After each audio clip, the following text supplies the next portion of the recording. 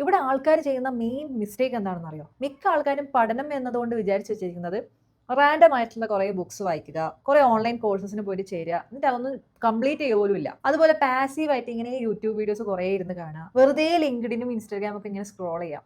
ഇത് പഠനമല്ല, ഇത് information hoarding ആണ്. ഞാനൊന്ന് ചോദിക്കട്ടെ, ഞാൻ മുൻപും ഈ കാര്യങ്ങൾ പറഞ്ഞതാണ്.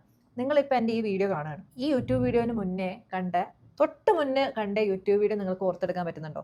ഇന്ന് നിങ്ങൾ എത്ര ഇൻസ്റ്റാഗ്രാം റീൽസ് കണ്ടു? ഏതെങ്കിലും ഒരു റീൽ നിങ്ങൾക്ക് ഓർക്കാൻ പറ്റുന്നുണ്ടോ?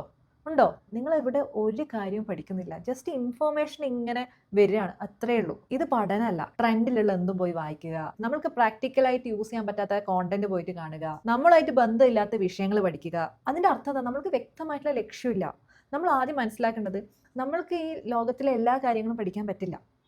യൂട്യൂബിൽ നിങ്ങൾ അതും ഇതും ഒക്കെ കാണും.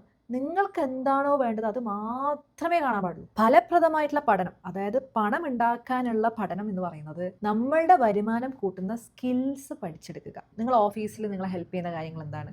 ഇപ്പോൾ പബ്ലിക് സ്പീക്കിംഗ് സ്കില്ല് നിങ്ങൾ പഠിക്കുകയാണെങ്കിൽ നിങ്ങൾക്ക് ഒരു കാര്യം പ്രസൻറ്റ് ചെയ്യുമ്പോൾ ഓഫീസിൽ PPT പ്രസൻറ്റ് ചെയ്യുമ്പോൾ അത് ഹെൽപ്ഫുൾ ആവും. അല്ലെങ്കിൽ നിങ്ങളുടെ മേഖലയിലെ ടെക്നിക്കൽ കാര്യങ്ങൾ പഠിക്കുകയാണെങ്കിൽ, ആ ടെക് മേഖലയിലുള്ള വീഡിയോസ് കാണുവാണെങ്കിൽ നാളെ ഒരു പ്രോബ്ലം വരുമ്പം അത് ഡീബഗ് ചെയ്യാനുള്ള ഐഡിയാസ് നിങ്ങൾക്ക് കിട്ടും. അപ്പോൾ നിങ്ങളുടെ ഇപ്പോഴത്തെ ജോലിനെ പരസ്പരം സഹായിക്കുന്ന സ്കിൽസ് മനസ്സിലാക്കി വേണം പഠിക്കാൻ. അപ്പോൾ വ്യക്തമായിട്ടുള്ള ഔട്ട്കം ആണ് നമ്മുടെ ലക്ഷ്യം പഠനത്തിലൂടെ.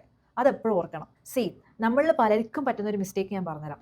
നമ്മളിൽ പലരും പല കമ്പനികളിലും വർക്ക് ചെയ്യുന്ന ആൾക്കാരായിരിക്കും. അപ്പോൾ കരിയർ സ്വിച്ച് ചെയ്യാൻ ആഗ്രഹിക്കുന്ന ഒരുപാട് ആൾക്കാരുണ്ട് അല്ലേ? മിക്ക ആൾക്കാരും എന്താണ് ചെയ്യുക? കരിയർ സ്വിച്ച് ചെയ്യണമെന്ന് ആഗ്രഹിക്കുമ്പോൾ കുറേ കാര്യങ്ങൾ അവിടെ നിന്ന് ഇവിടെ നിന്നൊക്കെ വായിക്കും. ഒരു ലക്ഷ്യമില്ല. എനിക്ക് ജോലി മാറണം, പക്ഷേ വ്യക്തമായിട്ടുള്ള ഔട്ട്കം എന്താണെന്നുള്ളതിൻ്റെ ഒരു ധാരണയില്ല. ജസ്റ്റ് അവിടെ ഇവിടെയും കാണുന്നതൊക്കെ വായിക്കും, അത് വായിക്കും, ഇത് വായിക്കും. ചിലപ്പോൾ കുറേ കോഴ്സസ് ഒക്കെ പോയി ജോയിൻ ചെയ്തു എന്ന് വരും, കുറേ പോഡ്കാസ്റ്റ് ഇരുന്ന് കേൾക്കും. എന്നിട്ട് എന്താ ചിന്തിക്കുക? കുറച്ചും കൂടി കഴിയട്ടെ, കുറച്ചും കൂടി പഠിച്ചിട്ട് എന്നിട്ട് ഇങ്ങനെ കുറേ കാര്യങ്ങൾ ഇങ്ങനെ പഠിച്ചുകൊണ്ടിരിക്കും അവിടുന്ന് ഇവിടുന്ന്. വ്യക്തമായിട്ടുള്ള ലക്ഷ്യമില്ല. അപ്പോൾ ഇങ്ങനെ നമ്മൾ ചിന്തിച്ചുകൊണ്ടിരുന്നു കഴിഞ്ഞാൽ ഇപ്പോഴൊന്നല്ല, ഒരു 4-5 വർഷം കഴിഞ്ഞാലും നമ്മൾ അതേ കമ്പനിയിൽ ഇരിക്കുന്നുണ്ടാവും. നേരെ മറിച്ച് നമ്മൾക്ക് വ്യക്തമായിട്ടുള്ള ലക്ഷ്യമുണ്ട്. ഫോർ എക്സാമ്പിൾ, ഒരാൾക്ക് മാനേജർ റോളിലേക്ക് പോകണമെന്നുണ്ട്. അപ്പോൾ അയാൾ പ്രോആക്റ്റീവ്ലി 2 ജൂനിയേഴ്സ്, അയാളുടെ ടീമിലെ 2 ജൂനിയേഴ്സിനെ മെന്റർ ചെയ്യാൻ വേണ്ടിയിട്ട് വോളണ്ടിയർ ചെയ്യാണ്. അതുപോലെ തന്നെ അവരായിട്ട് 1-on-1 റെഗുലർ ആയിട്ട് വെക്കും. അതിലൂടെ പഠിക്കുന്ന കാര്യങ്ങളൊക്കെ മനസ്സിലാക്കും. പല ടാസ്കിന്റെയും ഓണർഷിപ്പ് ഏറ്റെടുക്കുന്നു. അതിലൂടെ പല കാര്യങ്ങളും പഠിക്കുന്നു. 6 മാസം കൊണ്ട് അൺഒഫീഷ്യലി ഒരു ടീം ലീഡ് പോലെ ആവുന്നു. ഡെഫിനറ്റ്ലി വിത്തിൻ 1 or 2 years അയാൾ ആഗ്രഹിച്ച ഒരു പൊസിഷനിലേക്ക് അയാൾക്ക് മാറാൻ പറ്റും. കാരണം എന്താണോ എനിക്ക് വേണ്ടത്, ആ ഒരു ഔട്ട്കം എൻ്റെ മൈൻഡിലുണ്ട്, ആ ലക്ഷ്യം എൻ്റെ മൈൻഡിലുണ്ട്. ആ ലക്ഷ്യത്തിന് വേണ്ടിയിട്ടുള്ള കാര്യങ്ങൾ മാത്രമാണ് ചെയ്യേണ്ടത്. എപ്പോഴും മനസ്സിലാക്കണം, 10 കാര്യങ്ങൾ പഠിക്കുന്നതിലല്ല കാര്യം, ഒരു കാര്യം ആഴത്തിൽ പഠിക്കണം. കാരണം ഇന്നത്തെ കാലത്ത് ബുദ്ധിയിലല്ല കാര്യം, നമ്മുടെ എക്സ്പെർട്ടൈസ് അപ്ലൈ ചെയ്യുന്നതിലാണ് കാര്യം.